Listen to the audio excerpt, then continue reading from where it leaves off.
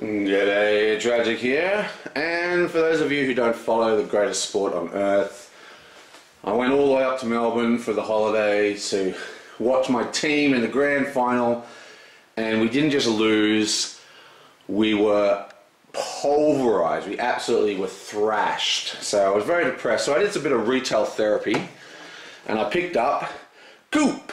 This is a small game. A lot of these games are going to be kind of small titles because I'm, I was up there with a bunch of friends and I wanted sort of group games. This is similar to Resistance. It's set in the same world as Resistance. And what happens is you have a small deck of cards. Okay? Now each of these cards have a special ability. And you're dealt 2 cards. It's a secret. Then what happens is you can activate abilities, right, regardless of whether you have the card or not, and the other people can challenge you. If they are correct and you don't have the card, then your card is discarded. One of your cards is discarded. If they're wrong and they challenge you and you do have the card, one of their cards is discarded. It's the last person to still have any cards on the table. And it's actually a very, very cool deduction game. There's lots of bluffing and feinting, and it's a very, very good game. Surprisingly good, actually. I've had some mixed reactions to it. A mate of mine, Tony, he says that it's not actually even a game, but whatever. I like this game a lot. Coop, very, very cool. Woohoo! Then I also picked up Tsuro, which I've been meaning to grab for a long time.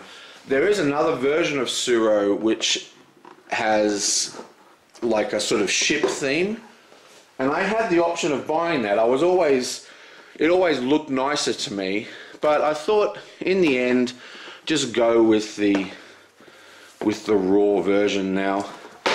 This is a gorgeous game. It's got a gorgeous board, and it's very, very, very simple gameplay. Basically you have these little dudes, and it plays up to 7, and you place them on these little lines like this, right?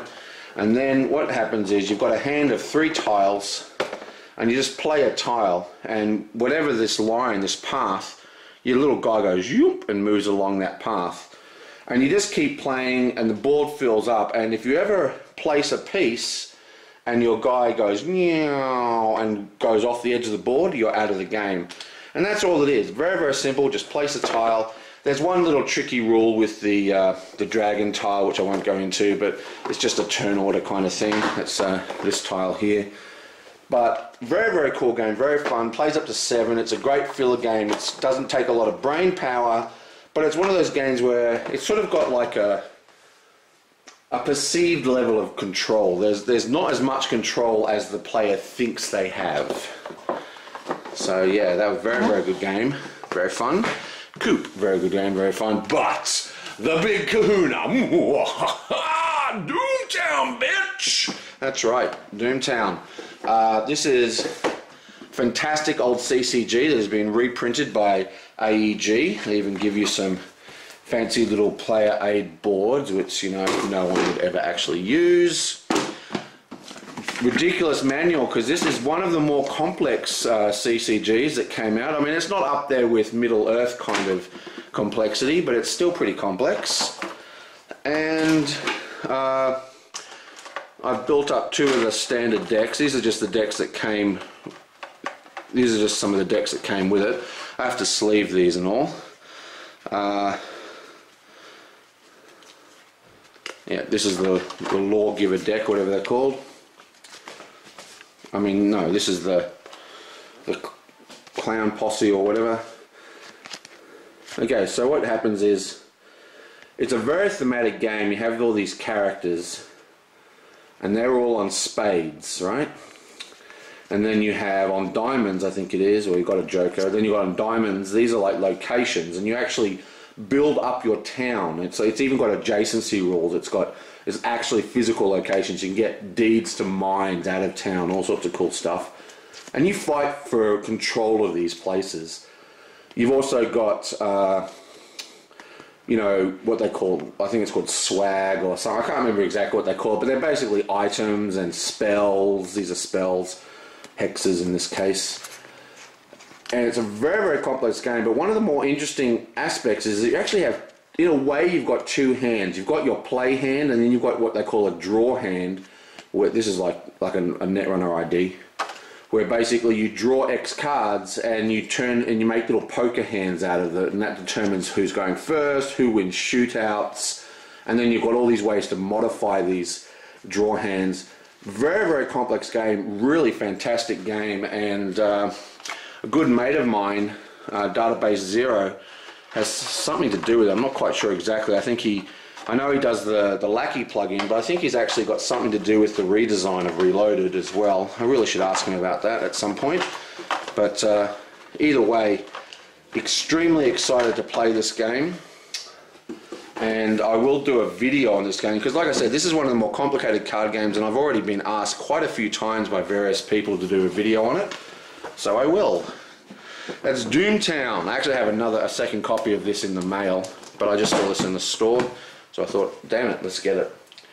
But that's not it. Oh no, that's not it, man.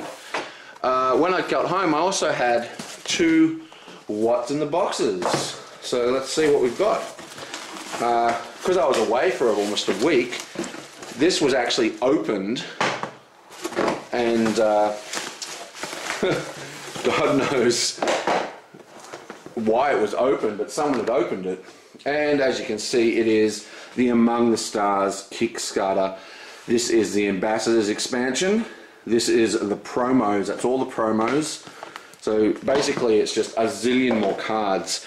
Now, if you know Among the Stars, you know they gave you this ginormous box, which is like practically empty. And now I've got all this extra stuff to put in it. Woohoo! Among the Stars. Now, you know, I would love to rave about this game, but you know, I've never gotten to play it.